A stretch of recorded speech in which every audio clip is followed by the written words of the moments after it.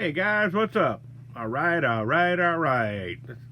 Double Deuce back here with another episode of Radio Out of Control. Today we're going to build something different.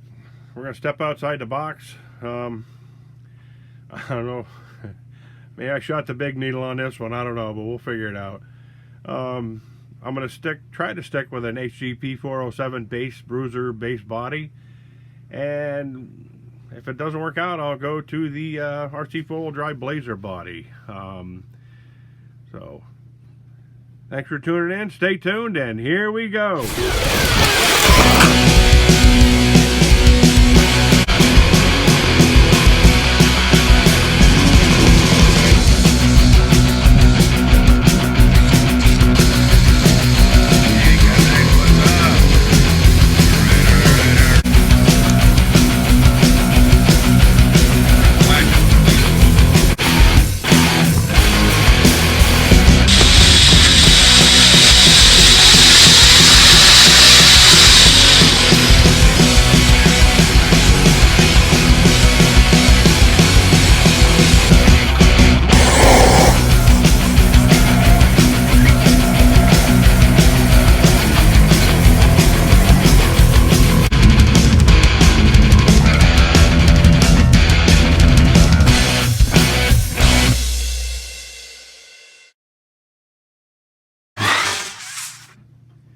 So you guys figure it out yet? No? Here's what I'm building. So the other day, when I was endlessly searching for rims, I was on eBay and I ran across RC Option Company. I was shopping on there. I visited their store and I went through there, and I was just going page after page. There must have been 140-50 pages. I was just going, just seeing what they had. One thing I stumbled across was I seen the frame. They had the red, Honcho Dingo frame. It's, it's pretty close to your Trailfinder 2, and it's somewhat like your Bruiser and Hg-p407, but narrower. So the reason I was on there, like I say, I was looking for rims and all that, and I was looking for shock mounts because they sell all that stuff, and I figured it'd be, they have a lot of stuff there at some really, really, really good prices. So, like I say, this frame was $51, $50.99, and most of the frames are around $1.25 to $1.50.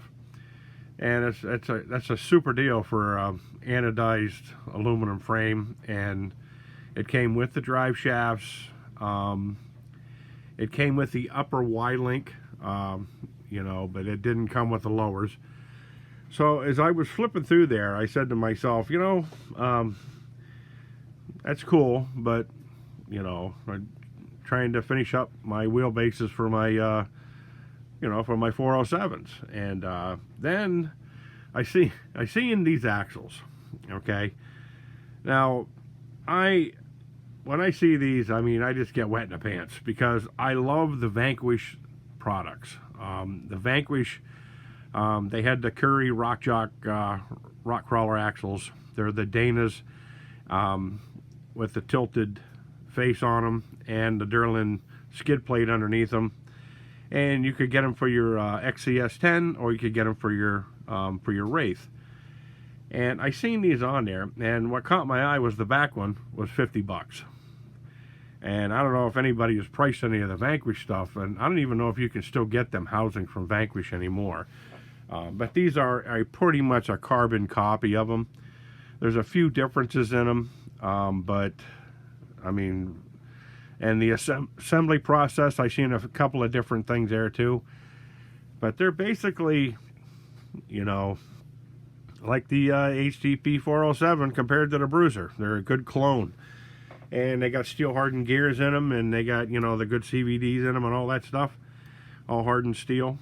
And so when I seen the back one for $50, I seen the frame for $50, and so I continued on my search.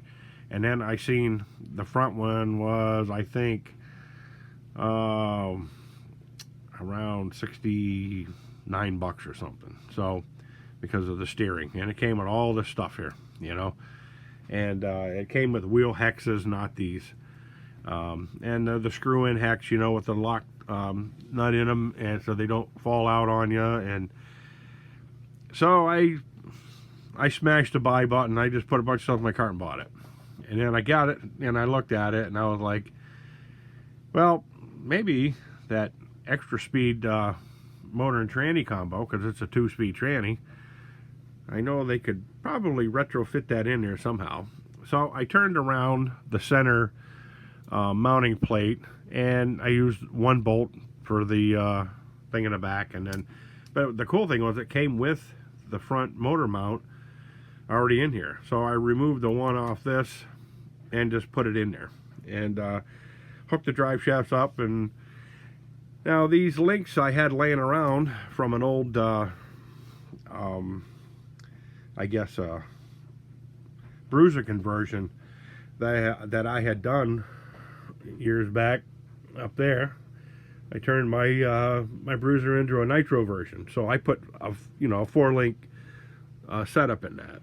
And but the problem was the links I needed them kind of custom made for it. So I used good old brake tubing, and I used some I think it was 6/32 threaded rod I put inside it, and I just cut everything back like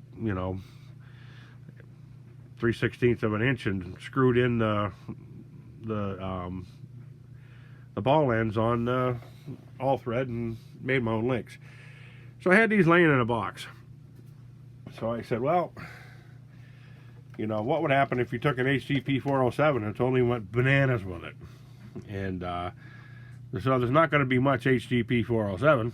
It's kind of like back in the old days there when they were racing stock cars, the Chevys and Fords and Chryslers out on the old track there. And the only pieces that were really factory on those cars were the body panels and the name, and everything else was, back then, I mean, your motor and drivetrain, was pretty much that. But nowadays it's not. Nowadays they're all just basically a name and a motor, and a body. So I figured I'd set this on there and kind of give it a look to see, and kind of go from there. I mean, yeah, the wheels do stick out some. However, when I was on my quest for fun to get rims, I found some rims that will set in.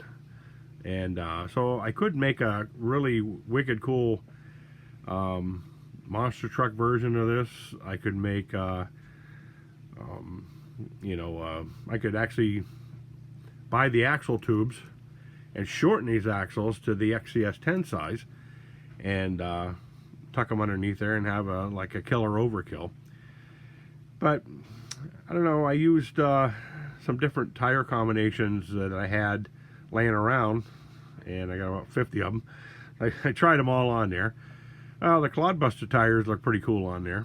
I just got to give a little bit more of a body lift.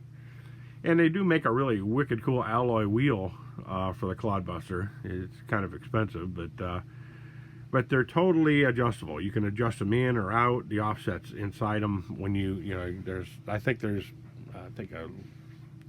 I think 11 different combinations you can do. So, like I say, and I did try the RC 4-wheel drive Blazer body on here, and it looks probably more true to scale, because these rear ends are pretty massive.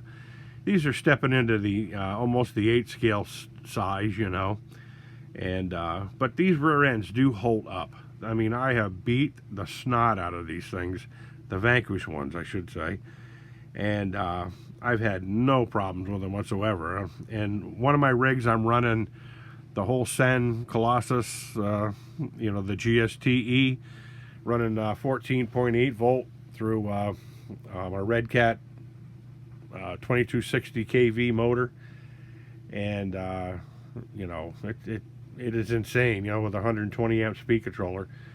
And the front wheels don't stay on the ground. That's the truck that I got on my picture for my radio out of control logo there. when it's ballooning the front tires, because it'll blow them right apart, because it's insane. So so this is what I'm thinking. You know, you guys got any other questions, comments? I was thinking about doing maybe a Jeep body on this, kind of like the capo version of the Jeep. I see they do sell all the aluminum panels separately, but as far as getting a capo JK Jeep, you know, if you guys ever heard of that kit, they were about $2,000, $2,200, $2,500 when they first come out. But they were a true 8-scale, true to scale Jeep. It was amazing. It was probably one of the nicest RCs I've seen in a long time come out. And so if I could come up with some you know, panels on that, I might, you know, build my own version of the JK Capo Jeep. So, but anyway, any questions, comments like that, feel free to throw them at me. And guys got any ideas or something like that you want to throw at me, that's cool too. I'm all ears all the time, because remember, this is all our hobby. And you guys got something that'll work for me, that'd be cool. And I try to come up with ideas that work for you guys. And you know, and it's like, you know, kind of like a share the wealth thing.